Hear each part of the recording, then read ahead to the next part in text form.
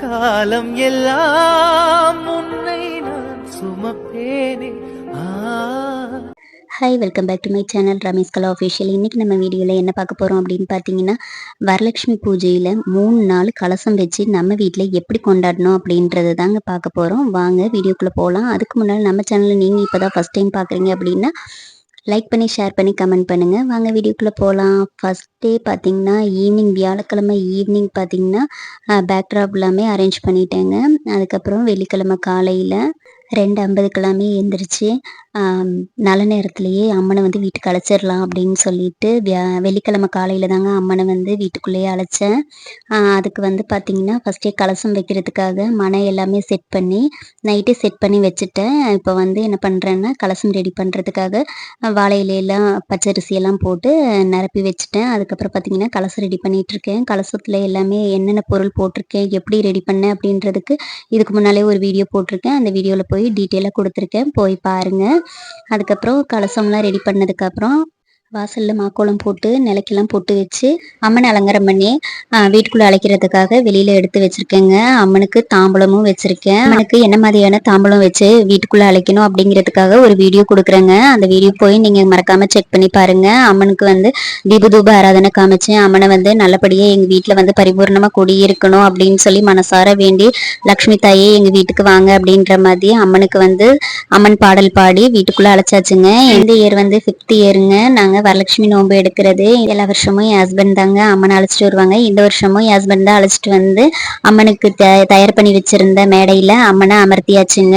அடுத்து பாத்தீங்கன்னா அம்மனுக்கு வந்து ஒரு சின்னதா ஃபர்ஸ்ட் பூஜை. அம்மனை உள்ள அழைச்சிட்டு வந்ததுமே அம்மனுக்கு வந்து பால், பழம், அப்புறம் முந்திரி, திராட்சை, கல்கண்டு இதெல்லாம் வச்சு ஃபர்ஸ்டா ஒரு நெய்வேத்தியம் படைச்சிட்டேங்க. படைச்சிட்டு தீபதூப ஆராதனை காமிச்சு, அம்மா தாயே எங்க கூட பரிபூர்ணமா இருக்கணும், எல்லாரும் நல்லா இருக்கணும்னு சொல்லி அம்மன் கிட்ட வேண்டுதல் வச்சு பூஜையை முடிச்சாச்சுங்க. அடுத்த பூஜை பார்த்தீங்கன்னா மதியத்துக்குங்க. மதியத்துக்கு 2 லெமன் சாதம், 1 புளியோதரை செஞ்சு வச்சு, பாயாசம் பண்ணி வச்சு, பருப்பு பாயாசம் பண்ணி வச்சு, பால் பழம் வச்சு சாமி கும்பிட்டாச்சுங்க. அடுத்து மதிய பூஜையும் முடிஞ்சிருச்சு. அம்மனுக்கு வந்து 3 நேரத்துக்கும் நெய்வேத்தியம் வச்சு படைக்கணுங்க. அடுத்து பார்த்தீங்கன்னா வெள்ளிக்கிழமை ஈவினிங் பூஜைங்க. பூஜைக்கு தேவையான தீபம் எல்லாமே ஏற்றி வச்சுட்டேங்க. ஏற்றி வச்சதுக்கப்புறம் அம்மனுக்கு எப்போவுமே நான் ஈவினிங் தாங்க படையல் போடுவேன். படையல்னா சாப்பாடு, சாம்பார், ரசம், பொரியல், அந்த மாதிரி வடை, பாயாசம், இப்படி வந்து ஸ்வீட்டு எல்லாமே வச்சுதாங்க நான் வந்து நெய்வேத்தியம் வச்சுதான் இந்த பூஜையவே ஸ்டார்ட் பண்ணுவேங்க.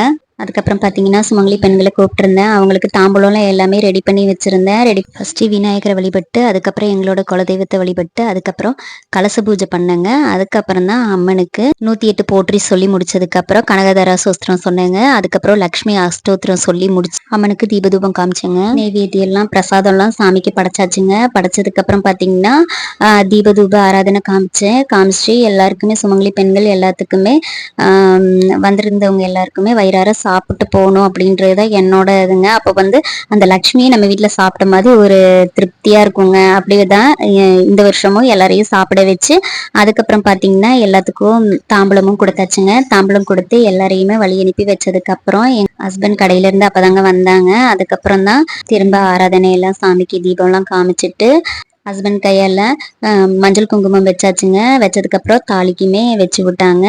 வச்சு விட்டதுக்கப்புறம் பார்த்தீங்கன்னா காலில் விழுந்து ஆசீர்வாதம் வாங்கினேன். அப்போ வந்து பாப்பா தான் வீடியோ எடுத்துகிட்டு இருந்தாங்க. அதனால காலில் விழுந்து ஆசீர்வாதம் வாங்குறேன் அப்படின்னோட்டு அவளுக்கு என்னன்னு தெரியல, ஒரே சிரிப்பாக இருந்துச்சு. அப்புறம் அதை பார்த்துட்டு என் ஹஸ்பண்டுமே நல்லாரு அப்படின்னு சொல்லி கிண்டல் பண்ணுற மாதிரி பண்ணவும் ஒரே சிரிப்புங்க அந்த நேரம் பார்த்து. அப்புறம் அதோட எங்களுக்கு ரொம்ப சந்தோஷமா இருந்துச்சுங்க. இந்த வருஷம் நல்லா இருந்துச்சு.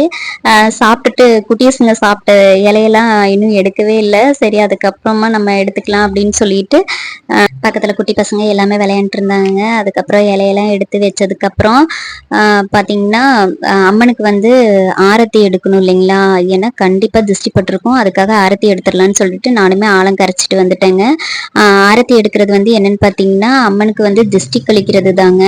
நமக்கு கழிக்கிற மாதிரியே அம்மனுக்கும் திருஷ்டி கழிக்கணும்.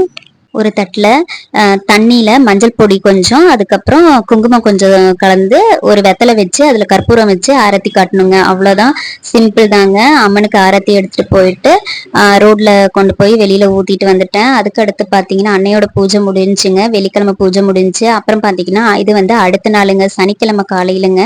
சனிக்கிழமை காலையில் அம்மனுக்கு நெய்வேத்தியம் வைக்கிறதுக்காக பால், பழம், சிவப்பு அவல்ல வெல்லம் போட்டு சர்க்கரை போட்டு கிளறி வச்சிருந்தேங்க. அதுதான் சிம்பிளா வச்சிருந்தேன். லக்ஷ்மிக்கு 108 போற்றி சொல்லி அதுக்கப்புறம் லக்ஷ்மி அஷ்டோத்திரம் அந்த மாதிரி சின்ன சின்ன மந்திரம் எல்லாம் சொல்லி பூஜையை முடிச்சாச்சுங்க.